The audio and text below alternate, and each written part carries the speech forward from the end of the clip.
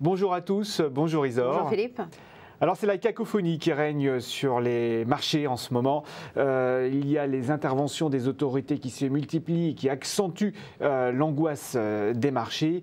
Il y a une menace, un possible retour à la récession dans les économies occidentales. Il y a les problèmes de refinancement de la dette et le problème aussi de plus en plus prégnant de la solvabilité du système bancaire.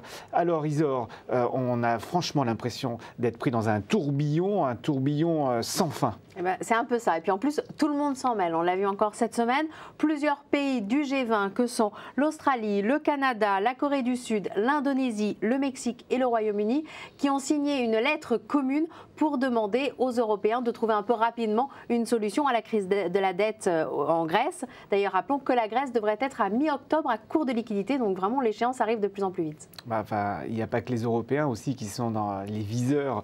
Il y a les États-Unis, ça n'a pas l'air d'aller très bien. Non, même la Fed a une vision très sombre des perspectives économiques américaines. Mais en fait, il y a vraiment un risque de retour en récession dans toutes les économies occidentales, que ce soit l'Europe ou les États-Unis. Et dans tout ça, le secteur bancaire qui n'arrête pas de dévisser.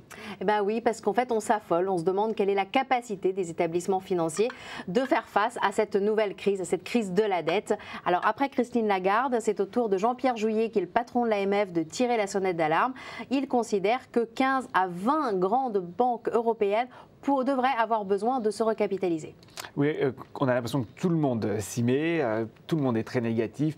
Et je vous rappelle, Isor, que c'est dans les moments les plus sombres que les marchés peuvent remonter. Merci de nous suivre et à bientôt pour un nouveau Un fait, une valeur.